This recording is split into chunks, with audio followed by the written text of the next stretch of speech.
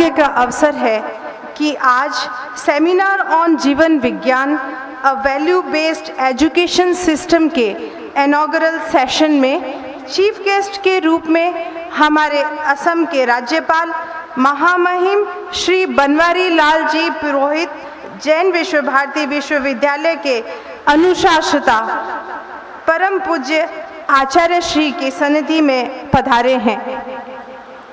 उनका स्वागत सम्मान करने के लिए मैं आमंत्रित करती हूं श्रीमान खयाली लाल जी तातेड़, एक्स चेयरमैन जीवन विज्ञान एकेडमी, और श्रीमान गौतम जी सेठिया, राष्ट्रीय संयोजक जीवन विज्ञान एकेडमी को, कि आप आगे पधार करके हमारे मुख्य अतिथि महोदय, हमारे असम के राज्यपाल महामहिम श्री बनवारी लाल जी पुरोहित का आसाम की परंपरा अनुसार फुलाम गमछा, एंडी एवं साहित्य प्रदान कर स्वागत एवं सम्मान करें।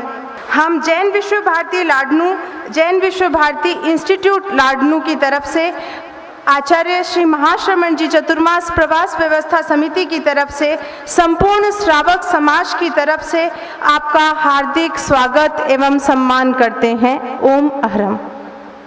भंते जीवन विज्ञान सेमिनार, जीवन विज्ञान ए वैल्यू बेस्ड एजुकेशन सिस्टम, इस विषय पर आज परम पूज्य गुरुदेव की सन्निधि में मुख्य प्रवचन कार्यक्रम में चर्चा होने जा रही है।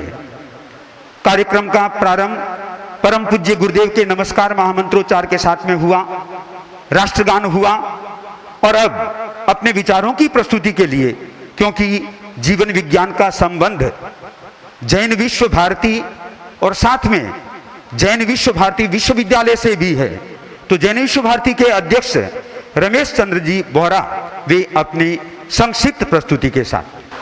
परम पावन श्रद्धेय आचार्य प्रवर के श्री चरणों में वंदन।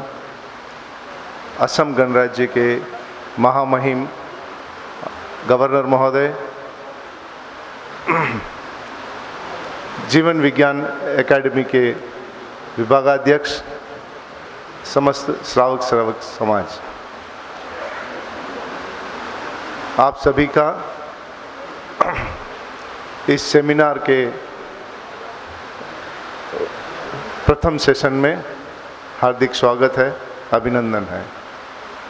ओम अहरम। जैन विश्व भारती विश्वविद्यालय के अनुशासता की सन्निधि में जैन विश्व भारती डीम्ड यूनिवर्सिटी के vice chancellor doctor Bachhraj Dugar स्वयं उपस्थित है अपने विचारों के साथ। परमाराध्य आचार्य प्रवर, महामहिम राज्यपाल आसाम, भाइयों और बहनों,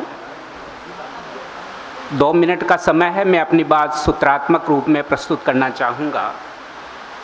एक व्यक्ति अपना आपा खोए बगैर कैसे दूसरों की बात सुन सके, जंगल काटने के स्थान पर कैसे रेगिस्तान को सींच सके, जीवन को जीने योग्य ही नहीं उसे सफल भी बना सके, वह दैत्य नहीं स्वयं विवेकी बन सके, और उस व्यक्ति का अलगाव स्वयं से न हो, समाज से न हो, राष्ट्र से न हो, और जिस देश में हम रहते हैं वह देश लोकतंत्रात्मक समाजवादी व्यवस्था के अंतर्गत है। लोकतंत्र जनमत का आदर करता है और समाजवादी व्यवस्था सामाजिक न्याय की तरफ हमें ले जाती है। तो कैसे व्यक्ति इन समस्याओं से संत्रस्त न होकर सफलता की सीढ़ी चढ़ सकता है, इस समस्या पर विचार करने की दृष्टि से लगभग 30 वर्ष पूर्व जीवन विज्ञान की संकल्पना पूज्य प्रवर आचार्य श्री तुलसी और आचार्य श्री महाप्रज्ञ ने की थी। उनका चिंतन ये था कि व्यक्ति के साथ व्यवस्था परिवर्तन आवश्यक है, लेकिन व्यक्ति परिवर्तन उतना ही महत्वपूर्ण है। स्वामी विवेकानंद ने अध्यात्म और विज्ञान के समन्वय की बात की थी, विनोबा ने उसकी वकालत की, पर आचार्य तुलसी और आचार्य महाप्रज्ञ ने उसको कर दिखाया। तत्कालीन एनसीईआरटी के अध्यक्ष श्री राजपूत ने मूल्यपरक शिक्षा के अंतर्गत जीवन विज्ञान को जोड़ा और मूल्यपरक शिक्षा में आचार्य महाप्रज्ञ का नेतृत्व लिया उनका मार्गदर्शन लिया और स्कूली शिक्षा में जीवन विज्ञान शिक्षा को समाहित किया। उनके द्वारा अनुशासित जैन विश्व भारती संस्थान ने स्कूली शिक्षा से लेकर कक्षा प्रथम से लेकर स्नातकोत्तर अध्ययन तक जीवन विज्ञान की शिक्षा प्रणाली विकसित की, उसका पाठ्यक्रम विकसित किया और आज वह राजस्थान में ही नहीं देश के कई राज्यों में संचालित हो रहा है। मेरी गुजारिश ये है कि आसाम में भी जीवन विज्ञान की शिक्षा का प्रारंभ हो, उसका आगाज हो। मैं माननीय महामहिम राज्यपाल से निवेदन करूंगा, क्योंकि उच्च शिक्षा सीधे उनके निर्देशन में है, तो वो कैसे विश्वविद्यालयों में जीवन विज्ञान की शिक्षा का सूत्रपात हो सकता है। और जो शिक्षा केवल ग्रहण से नहीं अभ्यास से आती है, भारतीय सनातन संस्कृति यह कहती रही है, तो उस शिक्षा का अभ्यास के द्वारा कैसे एक व्यक्ति मूल्योन्नयन करके राष्ट्र और विश्व हित में काम कर सकता है, कैसे वह स्वयं अपने आप का उत्थान कर सकता है, यह सब कुछ है जीवन विज्ञान की शिक्षा में। धन्यवाद। एक गीत के माध्यम से जो जीवन विज्ञान पर थीम सॉन्ग बना हुआ है, आचार्य तुलसी द्वारा जिसकी प्रस्तुति दे रहे हैं साध्वी। हाँ, विद्या के प्रांगण में अब व्यापक जीवन विज्ञान हो, शिक्षा का नव अभियान हो, शिक्षा का नव अभियान हो। बौद्धिकता के समरांगण में भावों का सम्मान हो, शिक्षा का नव अभियान हो, शिक्षा का नव अभियान हो। सर्वांगीण विकास व्यक्ति का विद्यार्जन का ध्येय बने, शारीरिक बल और बुद्धि बल मानस बल आदेय बने, मानस बल आदेय बने। भावात्मक बल पर आधारित संस्कृति का संधान हो, शिक्षा का नव अभियान हो, शिक्षा का नव अभियान हो। केवल पुस्तकीय शिक्षा ही जीवन में आदेय नहीं, आसेवन के द्वारा वह हो आचरणों में व्याप्त सही, आचरणों में व्याप्त सही। सैद्धांतिक प्रायोगिक दोनों का संयुक्त संगान हो, शिक्षा का नव अभियान हो, शिक्षा का नव अभियान हो। अनुव्रत की आचार संहिता मंजिल है, आदर्श है, प्रेक्षा ध्यान साधना से हो जाता उसका स्पर्श है, हो जाता उसका स्पर्श है। राष्ट्रतंत्र की रुग्ण दशा का तुलसी सही निदान हो, शिक्षा का नव अभियान हो, शिक्षा का नव अभियान हो। विद्या के प्रांगण में अब व्यापक जीवन विज्ञान हो, शिक्षा का नव अभियान हो, शिक्षा का नव अभियान हो। बौद्धिकता के समरांगण में भावों का सम्मान हो, शिक्षा का नव अभियान हो, शिक्षा का नव अभियान हो, शिक्षा का नव अभियान हो। जीवन विज्ञान मूल्य परक शिक्षा पद्धति इस विषय की प्रवेश की तैयारी के साथ में प्रस्तुत हो रहे हैं जीवन विज्ञान आध्यात्मिक पर्यवेक्षक मुनि योगेश कुमार जी। जीवन विज्ञान अनुशास्त्रा आचार्य प्रवर के श्री चरणों में सत वंदन। आदरणीय मातृ हृदया साध्वी प्रमुखा श्री जी के श्री चरणों में वंदन। आदरणीय मुख्य नियोजिका जी के श्री चरणों में वंदन।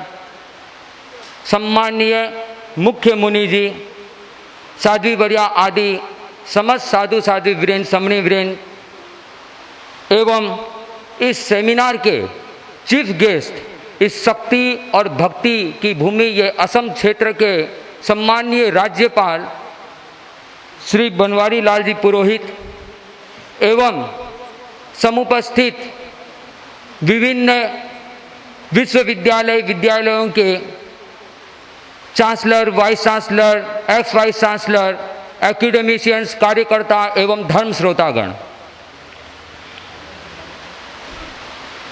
ये सेमिनार जिसका विषय है ए वैल्यू बेस्ड एजुकेशन सिस्टम, मैं निवेदन करना चाहूँगा आचार्य प्रवर, यह आपका आशीर्वाद है जो इस सेमिनार के प्रथम इनॉग्रल सेशन के अंदर में ये भव्य नज़ारा हमें देखने को मिल रहा है। और ये सेमिनार जिसका विषय मूल्य परक शिक्षा पद्धति अर्थात ऐसी शिक्षा जो जीवन के अंदर मूल्यों का समावेश कर सके, क्योंकि जीवन का चाहे किसी भी कोण से कितना विकास हो जाए, यदि मूल्यों का विकास नहीं है तो वह जीवन एकांगी है। और यदि सर्वांगीण जीवन बनाना है, ओवरऑल होलसेम पर्सनैलिटी का डेवलपमेंट करना है, तो ये अनिवार्य है कि जीवन के अंदर में मूल्यों का समावेश हो। और ये जीवन विज्ञान ये वह ऐसी प्रायोगिक पद्धति है जो व्यक्ति को पूर्ण बनाती है और पूर्ण ही नहीं, उसके डायनामिक पर्सनैलिटी के रूप में उसे प्रेजेंट करती है। मैं राज्यपाल महोदय का ध्यान ले जाना चाहूँगा अतीत की तरफ कि जब भारत आज़ाद हुआ था और आज़ादी के बाद में राष्ट्र संत आचार्य तुलसी जो तेरापन के 9वें अधिष्ठाता थे, आचार्य तुलसी ने जाति, वर्ग और संप्रदाय से परे मानव मूल्यों के उत्थान के लिए, चारित्रिक उत्थान के लिए उन्होंने अनुव्रत का आंदोलन किया। और उस अनुव्रत आंदोलन के साथ में देश के आम और खास जन सब जुड़े। जहाँ एक तरफ तो देश के ये कद्दावर नेता राजेंद्र प्रसाद बाबू, राधा कृष्ण, शंकर दयाल शर्मा, जिनेंद्र कुमार, जयप्रकाश नारायण, पंडित जवाहरलाल नेहरू, अडवाणी जी, जटी जी और भैरू सिंह शेखावत जैसे अनेक नेता उधर जुड़े। और दूसरी तरफ धर्म गुरु जैसे विनोबा भावे और शंकराचार्य एवं दलाई लामा आदि मुसलमानों के भी संप्रदाय के गुरु इनके साथ में जुड़े और इस अनुव्रत आंदोलन में सहभागी बने। आचार्य तुलसी और उनके उत्तराधिकारी आचार्य श्री महाप्रज्ञ जी के साथ में उन्होंने पूरी देश की यात्रा की। उत्तर से लेकर उत्तर भारत से दक्षिण और पूर्व से पश्चिम तक ये यात्रा हुई। लोगों ने अनुव्रत को समझा, उन्होंने देश की समस्याओं को सुना। पद यात्रा के द्वारा आम झोंपड़ी तक वे पहुंचे और पहुंचकर उन्होंने निचोड़ निकाला, यदि मूल्य परक शिक्षा का यदि बीज बोना है तो वो बीज वपन किया जा सकता है, तो वह शिक्षा के माध्यम से बच्चों में अगर बीज वपन करना है तो उसका माध्यम बनेगा शिक्षा। और इस शिक्षा पद्धति के साथ में जोड़ने के लिए उन्होंने उनके जो दिल का ये स्वर निकला कि नहीं प्रशिक्षण और न शिक्षण, है कोरा उपदेश विक्षण, कैसे हो जनमान्य अहिंसा, शांत नहीं आवेश। व्यक्ति का आवेश शांत हो और उसे प्रायोगिक बनाया जाए तो थियोरिकल और प्रैक्टिकल को इंटीग्रेट किया गया, अनुव्रत और प्रेक्षा ध्यान को इंटीग्रेट किया गया, साइंस एंड स्पिरिचुअलिटी को इंटीग्रेट किया गया और तीनों इनको इंटीग्रेट करके जो मक्खन सामने आया वो मक्खन है ये जीवन विज्ञान। और मैं आचार्य प्रवर से को याद दिलाना चाहूँगा कि आचार्य महाप्रज्ञ जी ने आचार्य प्रवर के लिए कहा था कि अब तुम्हें ये जीवन विज्ञान के ऊपर में विशेष ये कार्य करना है। आचार्य प्रवर का आशीर्वाद रहा और आचार्य श्री महाश्रमण जी का ये प्रयास रहा और क्रम से जिसको छोटे रूप में अपनाया गया और धीरे धीरे लोग इसे समझने लगे।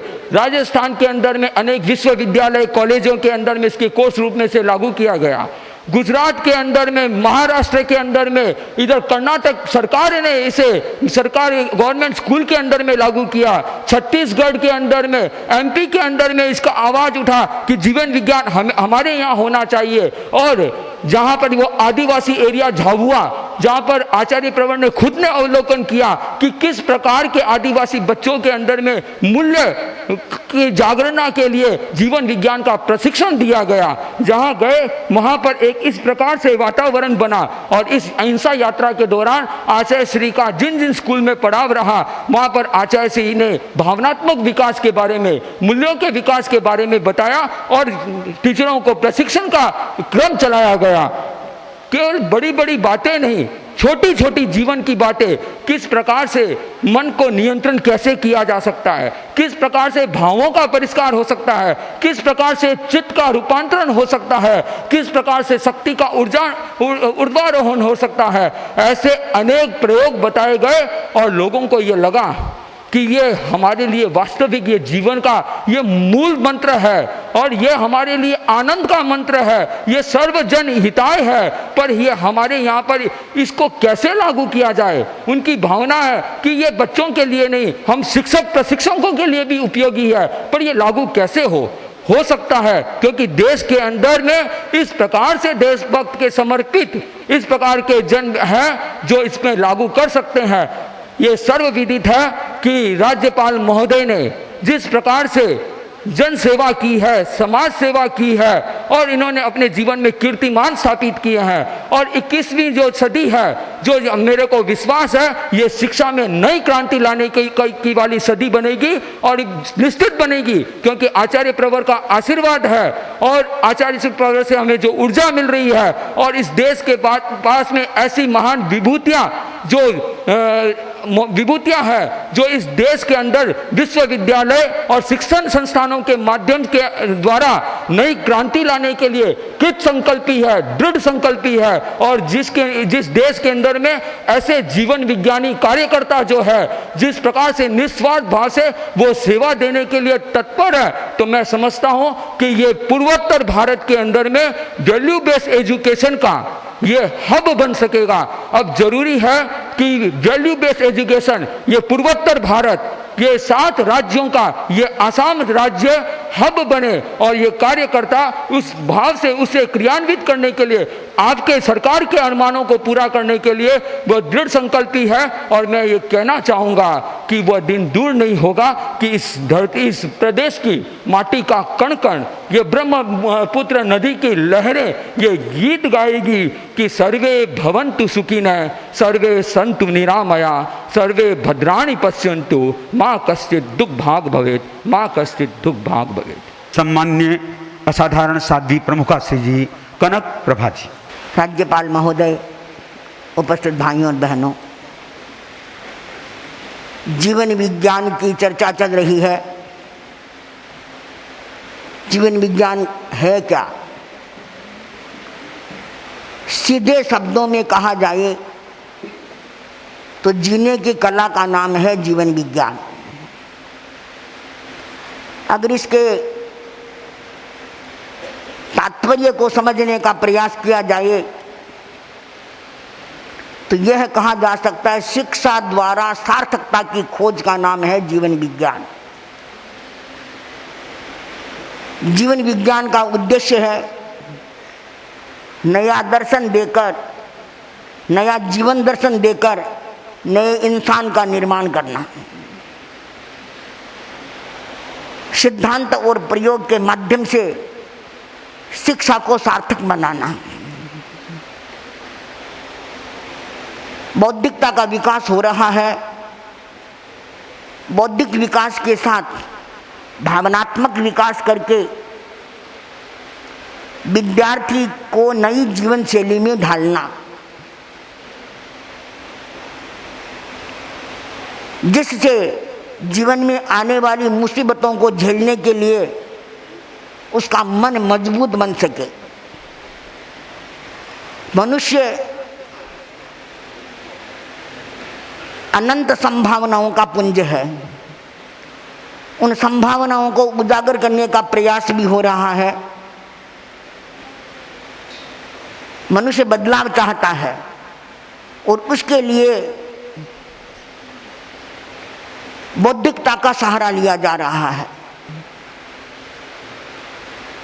सन 2016 को आर्टिफिशियल इंटेलिजेंस वर्ष घोषित किया गया है।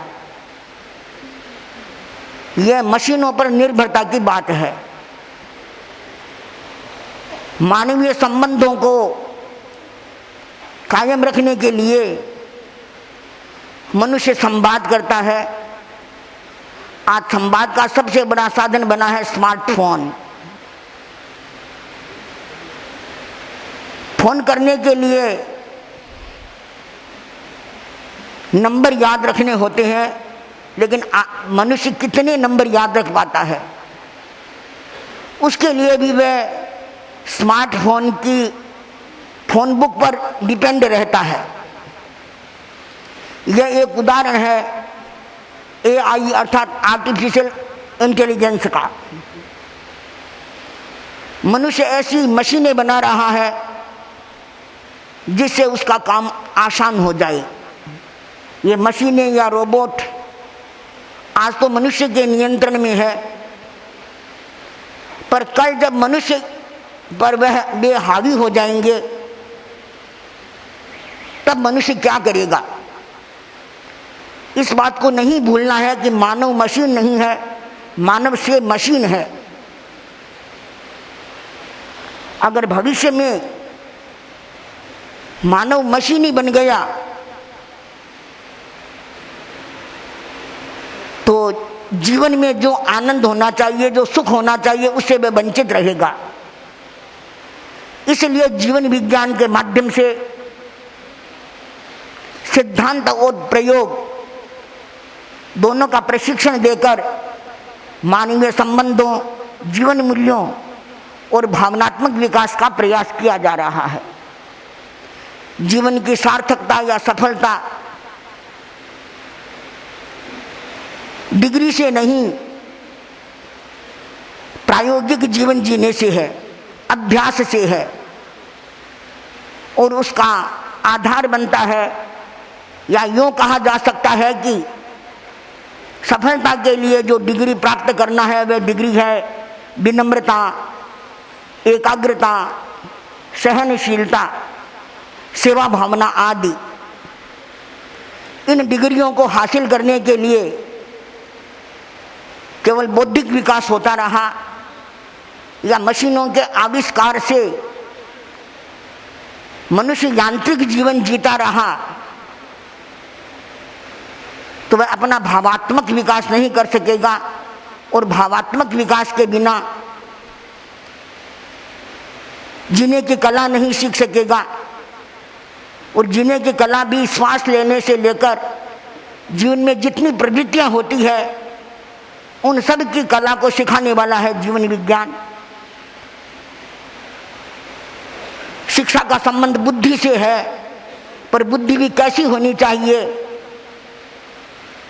शुद्ध बुद्धि होनी चाहिए। शुद्ध बुद्धि से क्या क्या मिलता है मनुष्य को? हमारे आचार्यों ने कहा है, श्रेयः प्रसूते विपदो रुणद्धि यशांसि सूते मलिनं प्रमाष्टि संस्कार शौचेन परं पुनीते शुद्धा ही बुद्धि ही किल कामधेनु। अगर बुद्धि विशुद्ध होती है, भावनात्मक विकास के साथ जुड़ी हुई है, तो वह कामधेनु का काम करती है। कामधेनु से बहुत कुछ मिल सकता है आदमी को, वैसे ही उस शुद्ध बुद्धि से मनुष्य को हर प्रकार की संपदाएं, जीवन की संपदाएं मिलती है।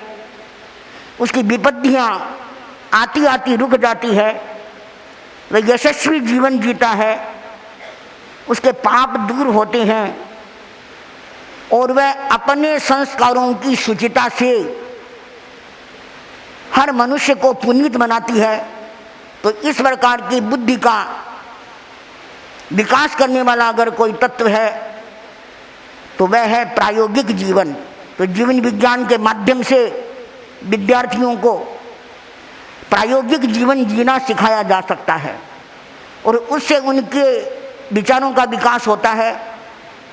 वे अपने बारे में ही नहीं, अपने राष्ट्र के बारे में सोचते हैं, विश्व मानव के बारे में सोचते हैं। महाराष्ट्र के रत्नगिरी जिले में कहा कि तुम गांव के एक प्राथमिक विद्यालय में कक्षा चल रही थी। अध्यापक ने विद्यार्थियों से पूछा, तुम घर जा रहे हो, रास्ते में कोई हीरा मिल जाएगा तो क्या करोगे?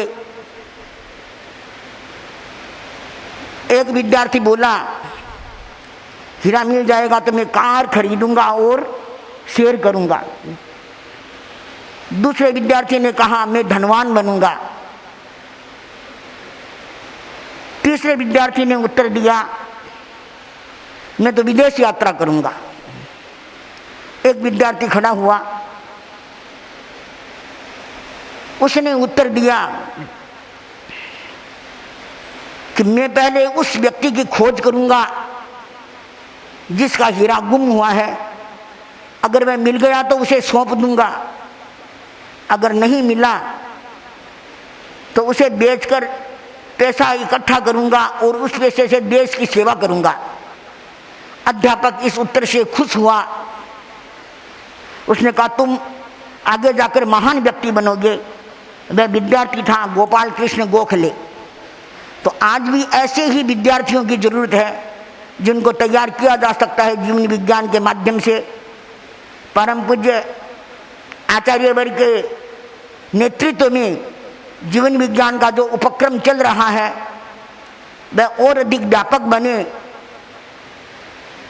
उससे विद्यार्थी लाभान्वित हो, अभिभावक भी लाभान्वित हो, यह उपक्रम आगे बढ़े। इसके लिए सतत जागरूकता की जरूरत है। तो आचार्य वर्ग के सानिध्य में आयोजित ये सेमिनार इस दृष्टि से एक दृष्टि देगा, दर्शन देगा और वातावरण का निर्माण करेगा, ऐसी आशा है। दर्शना दुधेरिया। एवं आज के इस आयोजन के मुख्य अतिथि असम के महामहिम राज्यपाल श्रीमान बनवारी लाल जी पुरोहित, भाइयों और बहनों। श्रीमान बनवारी लाल जी पुरोहित जाने माने शिक्षाविद, उच्च कोटि के समाज सेवी, राष्ट्रवादी विचारक, विशिष्ट व्यक्तित्व के धनी, सहज सरल है। मृदुभाषी स्वभाव ही इनके व्यक्तित्व का अप्रतिम गुण है। आपका जन्म 16 अप्रैल 1940 में हुआ था। आपकी प्रारंभिक शिक्षा राजस्थान एवं नागपुर के बिशप कॉटन स्कूल से हुई। आप वाणिज्य स्नातक है। आप 2 बार विधानसभा से चुने गए। आप एक बार महाराष्ट्र सरकार के मंत्री भी रहे। आपने विदर्भ प्रदेश के लिए बहुत कार्य किया एवं 3 बार नागपुर असंसदीय क्षेत्र सांसद रहे। आपने मेहनत और लगन से क्षेत्र का विकास का कार्य किया। आपने कुशल नेतृत्व एवं सबके साथ समान व्यवहार से जन जन की नेता की छवि बनाई, जो अक्षरक्ष कायम रही। आप महात्मा गांधी के विचारों से प्रभावित रहे। आपने महान देशभक्त गोपाल कृष्ण गोखले द्वारा शुरू किया हितविदा दैनिक न्यूज़पेपर, जो आज मध्य भारत में सर्वाधिक लोकप्रिय है। श्रीमान पुरोहित जी ने जिस धैर्य, लगन और पुरुषार्थ से कार्य किया एवं आज उन्हीं की उपलब्धि शिखर चढ़कर बोल रही है। सर्वधर्म समन्वयक, गरीबों के मसीहा, जन जन के हृदय सम्राट श्री पुरोहित जी स्वयं लेखक एवं विभिन्न शिक्षक संस्थाओं से भी जुड़े हुए हैं। आप Ramdev Baba engineering and management college के संस्थापक हैं, जो देश की नामी इंजीनियरिंग कॉलेजों में से एक है। आप भारतीय विद्या भवन के राष्ट्रीय ट्रस्टी रहे। आपने इंडियन कल्चर एवं सिविल रिलेशंस हेरिटेज विषय में बहुत पुस्तकों का प्रकाशन भी किया। आपने जो भी मुकाम हासिल किया अपनी लगन, गंभीरता, सकारात्मक सोच से किया। हम ऐसे राज्यपाल को अपने बीच पाकर मंत्र मुक्त है। इनके दीर्घ एवं स्वस्थ जीवन की कामना करते हैं। आप राजस्थान मूल के हैं। मेहनत एवं कार्य के प्रति निष्ठा आपकी रूह में है एवं शिक्षा एवं कार्य क्षेत्र महान संतों की भूमि महाराष्ट्र में रहे, अतः आप धार्मिक संस्कारों से ओतप्रोत है। महामहिम पूज्य गुरुवर का आसाम प्रदेश की धरा पर प्रथम आगमन हुआ है। अहिंसा, शांति, सद्भावना, नशा मुक्ति के नारे के साथ अहिंसा यात्रा निर्बाध रूप से चल रही है। हम चाहेंगे शांति दूत महामनस्वी आचार्य प्रवर का प्रवचन आपकी उपस्थिति में असम विधानसभा में भी हो। ओम अरहम। और अब आज के इस सेमिनार में अपने विचारों के साथ में महामहिम राज्यपाल महोदय। परम पूज्य आचार्य प्रवर जी, जैन विश्व भारती के प्रेसिडेंट माननीय रमेश चंद्र वोरा जी, जिनका अभी सारगर्भित प्रवचन आपने सुना, साध्वी परम आदरणीय कनक प्रभा जी,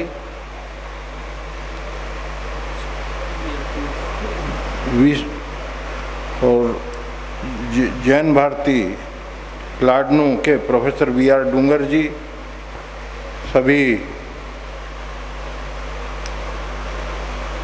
मंचासीन संत प्रवर, यहाँ उपस्थित सभी भाइयों और बहनों,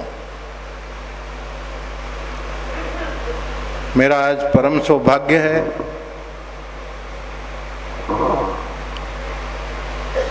कि परम पूज्य आचार्य प्रवर जी के दर्शनों का इस कार्यक्रम के बहाने में लाभ उठा सका। अपनी इच्छा से कोई आ नहीं सकता है, ये तो संतों की एक शक्ति है जो खींच के बुला लेती है। वही शक्ति ने मुझे शायद खींचकर यहाँ पर उपस्थित कर दिया, ऐसा मैं समझता हूँ। मैं देख रहा हूँ संत समागम, इधर संत लोग बैठे हैं, प्रमुखता से परम पूज्य आचार्य प्रवर जी उपस्थित हैं और भक्त समुदाय है पूरा। ऐसा लगता है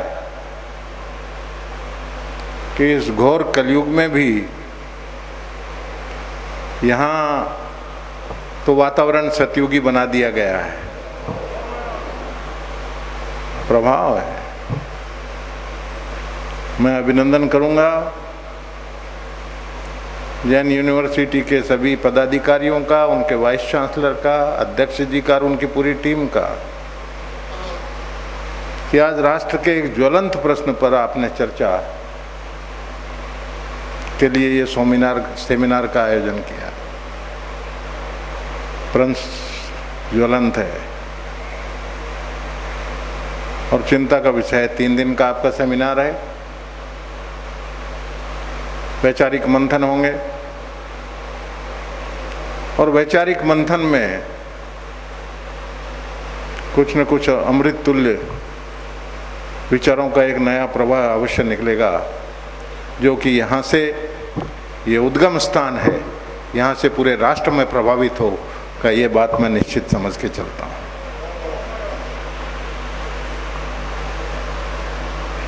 सही में कहा है। अब वैसे चिंता यदि करें, 15 अगस्त 1947 को देश स्वतंत्र हुआ था। आज हमारा देश कहीं का कहीं पहुंच जाना चाहिए था। हजारों हजारों स्वतंत्र संग्राम सेनानियों ने अपने बलिदान दिए हैं। बहुत महंगी स्वतंत्रता मिली है हमको।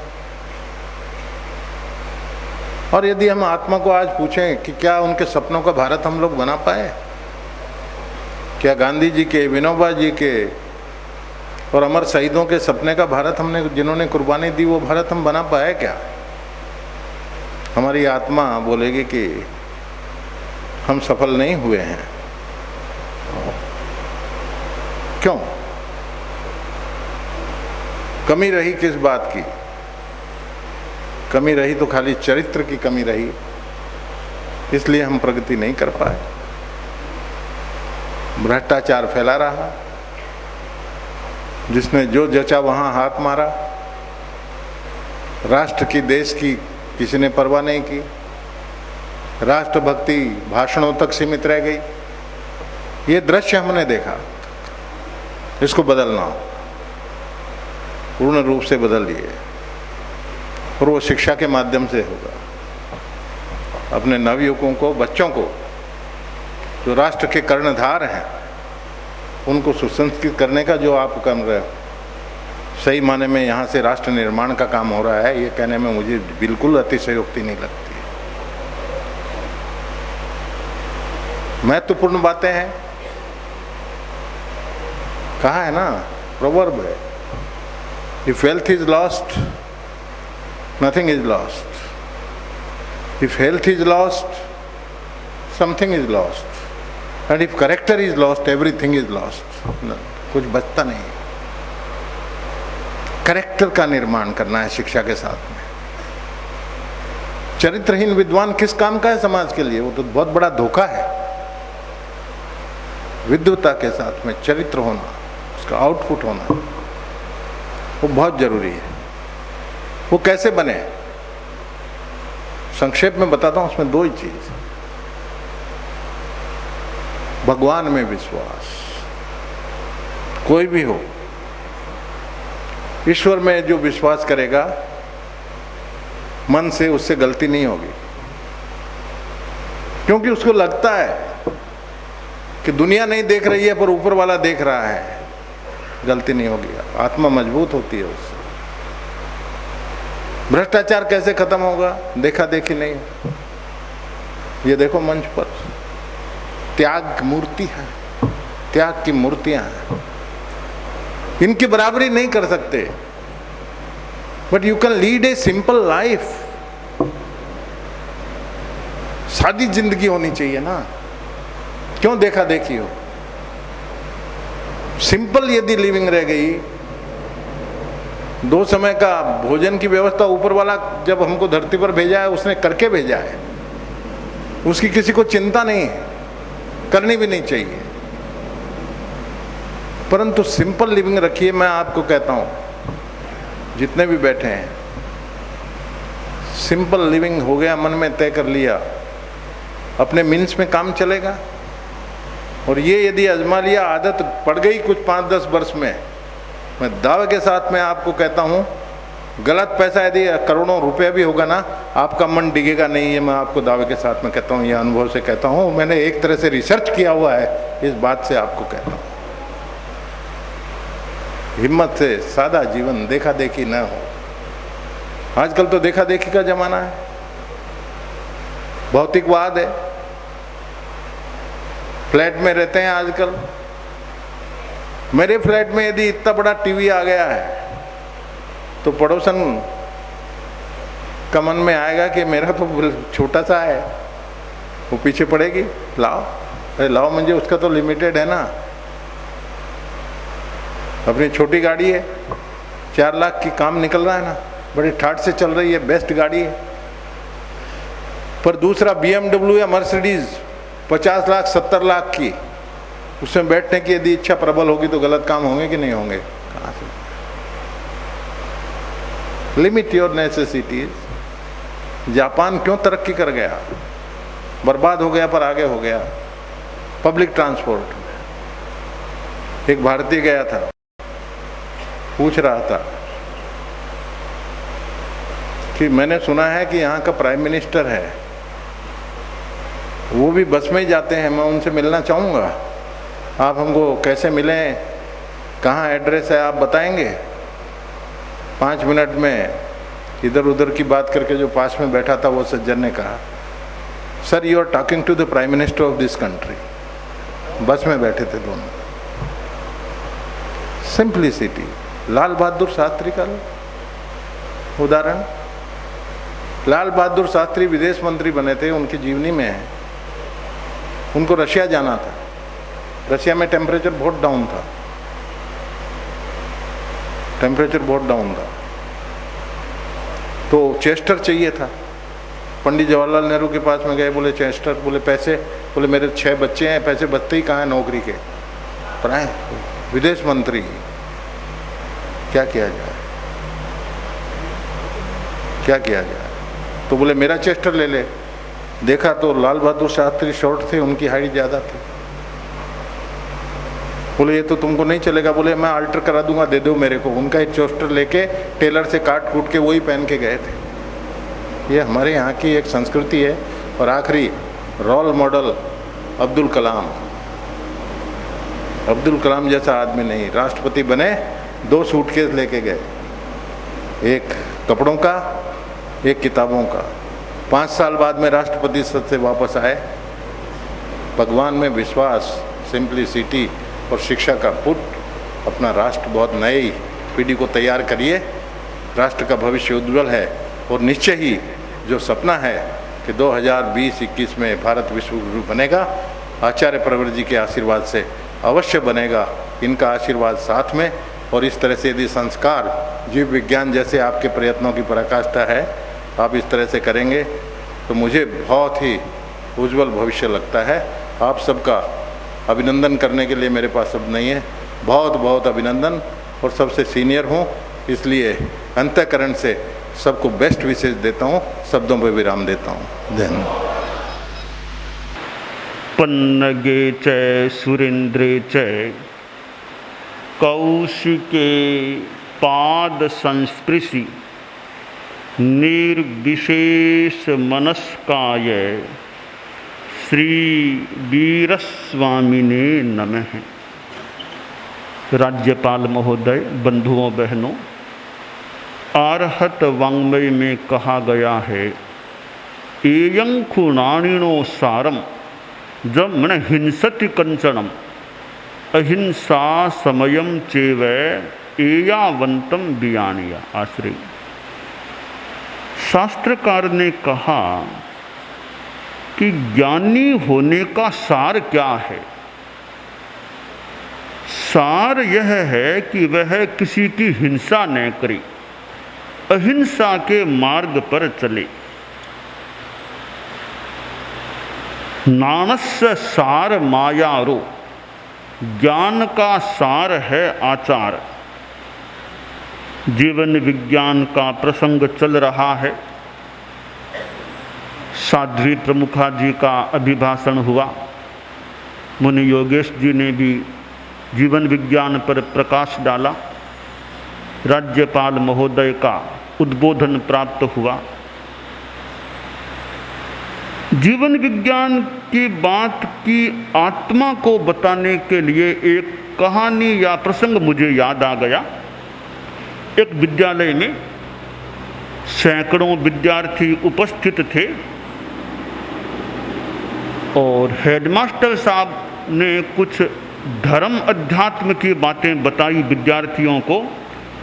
खास करके स्वर्ग क्या होता है उसके बारे में जानकारी दी। स्वर्ग में इतना सुख होता है, अच्छा आनंद होता है। जानकारी देने के बाद हेडमास्टर साहिब ने विद्यार्थियों से प्रश्न किया कि बताओ विद्यार्थियों, तुम में से स्वर्ग में कौन कौन जाना चाहता है? लगभग सभी विद्यार्थियों ने हाथ ऊंचे कर दिए।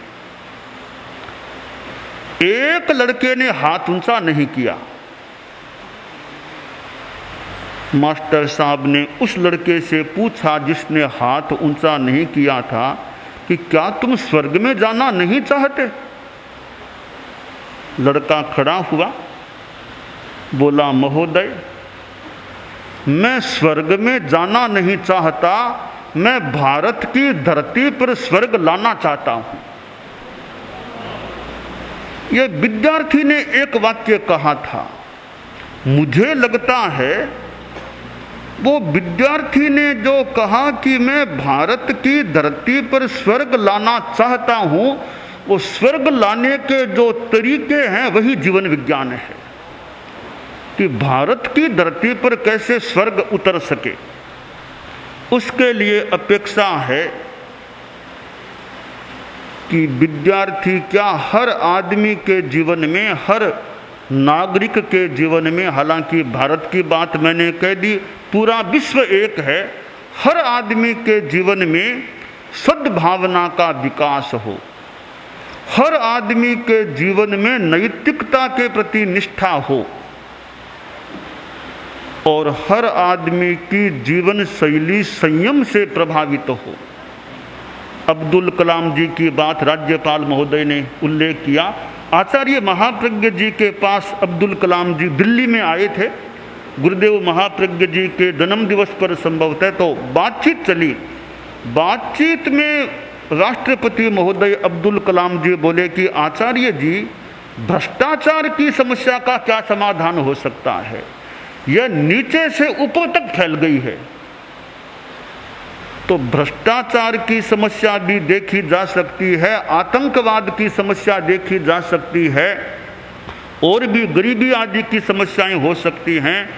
यह जीवन विज्ञान इस रूप में व्याप जाए, एक अच्छे आदमी के अच्छे व्यक्तित्व का निर्माण करने वाला हो, तो अनेक अनेक समस्याओं को समाहित होने का मौका मिल सकेगा।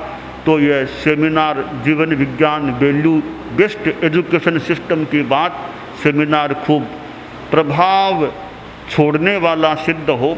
मुझे संयोजक मुनि जी ने जानकारी दी है कि राज्यपाल महोदय जाने की जल्दी में होंगे, तो मैं ज़्यादा विलंब करना नहीं चाहूँगा।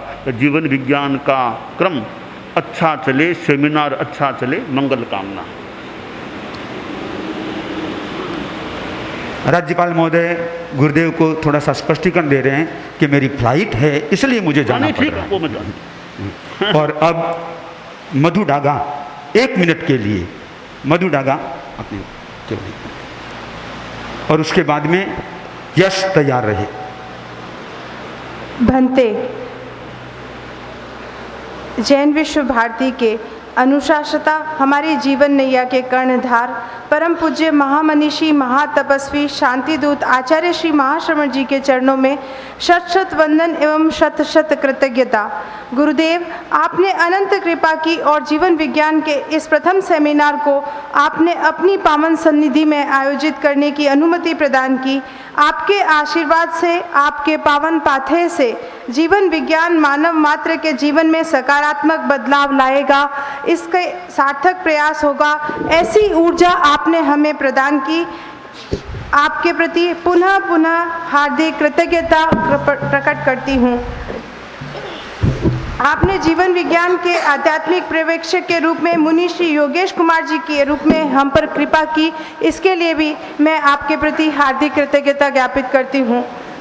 हम हार्दिक धन्यवाद प्रकट करते हैं आसाम के राज्यपाल महामहिम श्री बनवारी लाल जी पुरोहित के प्रति, जिन्होंने आज के इस इनॉग्रल सेशन में चीफ गेस्ट के रूप में पधारने की कृपा की।